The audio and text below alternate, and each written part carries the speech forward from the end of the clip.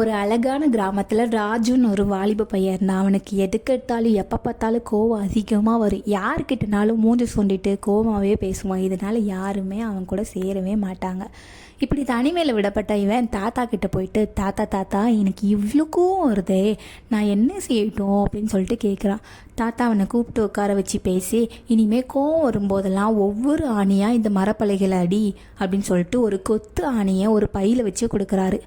அவனும் அதே மாதிரி ஆணி அடிக்க ஆரம்பித்தான். நாள் 10, அப்புறம் 8, அப்புறம் 5, 2, 1 கடைசியாக ஒரே ஒரு ஆணி அடித்தான். அப்போ தாத்தா கிட்டே போயிட்டு சொல்கிறான், தாத்தா இனிமேல் எனக்கு கோவமே வராது அப்படின்னு சொல்லிட்டு சந்தோஷமாக ஒரு மாதிரி பெருமையோடு சொன்னான்.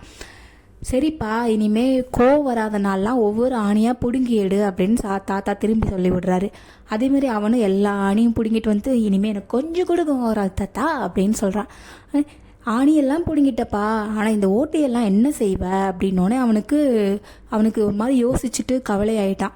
இதே மாதிரி தானே உன்னோட கோபம் பல பேரை காயப்படுத்தியிருக்கோம் அப்படின்னு சொல்லிட்டு தாத்தா அவனுக்கு அட்வைஸ் பண்ணுறாரு. இனிமேல் கோபம் வரும்போது கோபத்தில் பேசாமல் நிதானமாக கோபம் குறைஞ்சதுக்கப்புறம் பொறுமையாக பேசு, அப்போ தான் மற்றவங்க காயப்படாமல் இருப்பாங்க அப்படின்னு சொல்லிட்டு தாத்தா அவனுக்கு அட்வைஸ் பண்ணி விடுறாரு. அவனும் தாத்தா சொன்னதை கேட்டுட்டு புரிஞ்சுக்கிட்டு சந்தோஷமாக இனிமேல் நான் கோவமே படமாட்டேன் அப்படின்னு சொல்லிட்டு ஒரு தெளிந்த மனசோட அவன் வீட்டுக்கு போகிறான்.